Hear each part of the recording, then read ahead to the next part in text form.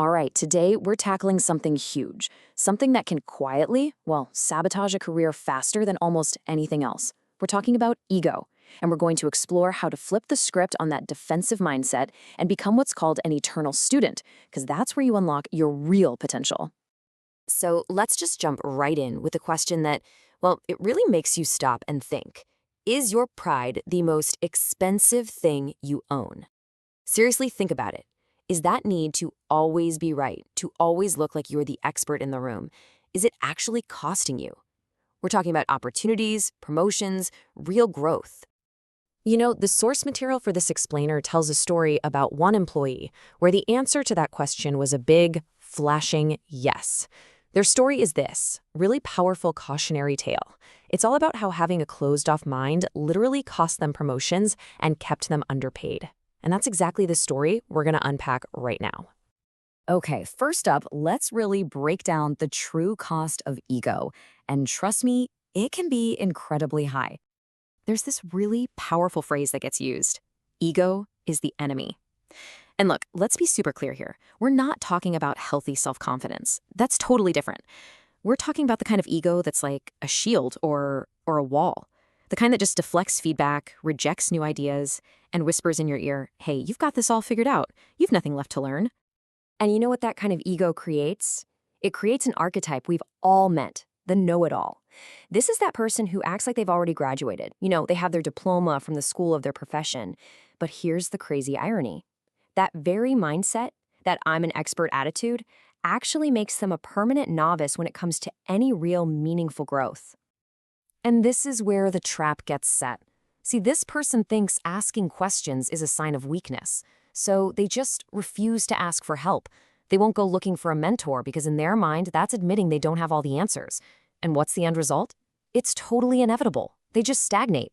They hit this invisible ceiling they can't ever seem to break through, all because their ego has slammed the door shut and locked it from the inside. So why? Why would anyone do this? What's driving this totally self-defeating behavior? Well, to really get it, we need to completely change how we think about one very powerful word. And that brings us right to our next section, the purpose of failure. When you strip it all away, that defensive ego is terrified of one thing more than anything else, just being wrong. It doesn't see failure as a piece of data, as a clue. No, it sees it as a final judgment on its own worth. For the ego, being wrong feels like a threat to its very survival. And man, it will build some crazy defenses to avoid that feeling, whatever the cost.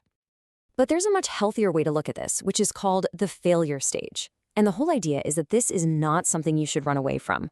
It's actually a vital part of the entire process. Yeah, it's messy, it can be uncomfortable, for sure, but it is the only phase where you get that critical information, the kind of stuff you can only learn by trying something and, well, not getting it right the first time. And that really lays out the fundamental trade-off, doesn't it? You just can't have one without the other. It's that simple. If you spend all your time and energy trying to avoid failure, you are, by definition, also avoiding growth. The two are completely 100% linked. Okay, so if that's the problem, then what's the solution? Well, this is where we get to the really powerful alternative, the mindset of becoming an eternal student. And when you put them side by side, the two paths couldn't be clearer. You've got the ego mindset on one side, and it's all about I know, it defends, it hides things, it does all the talking. But then you have the student mindset, and that's all about I can learn. It tries to understand, it owns up to mistakes, and maybe most importantly, it listens. It's like a complete reboot of your internal operating system. So what does it actually mean to be an eternal student? Well, it's pretty simple, really. It's someone who makes a deliberate choice to keep that beginner's mindset, no matter how much of an expert they become. They get that the real power isn't in looking like you're right all the time. The real power is in that constant, relentless pursuit of learning and just understanding more. And the best part is, this isn't just some abstract philosophy. It's a totally practical path you can actually walk. Step one is just having the humility to admit what you don't know. Easy, right? Well, maybe not so easy. From there, you start to see every failure as a lesson, not a loss. Then you actually go out and look for help because you know it's the fastest way to get better. And all the while, you guard your curiosity like it's the most valuable thing you own, because it is. And if you do this, the rewards are huge. And I'm not just talking about feeling good about yourself. We're talking real, tangible career benefits. This way of thinking unlocks opportunities that the know-it-all can't even see. It puts your career growth on hyperdrive, it increases your actual value in the workplace, and it builds this incredible, unshakable resilience. So really, it all comes down to this one simple choice.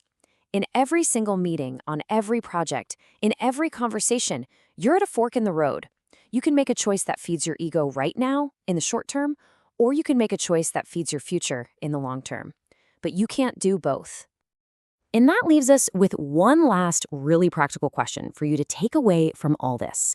Look, don't worry about changing your whole life overnight. That's not the point. Just think about this week, the next 7 days. What's one thing, no matter how small, that you can commit to learning with that open, curious mind of a student?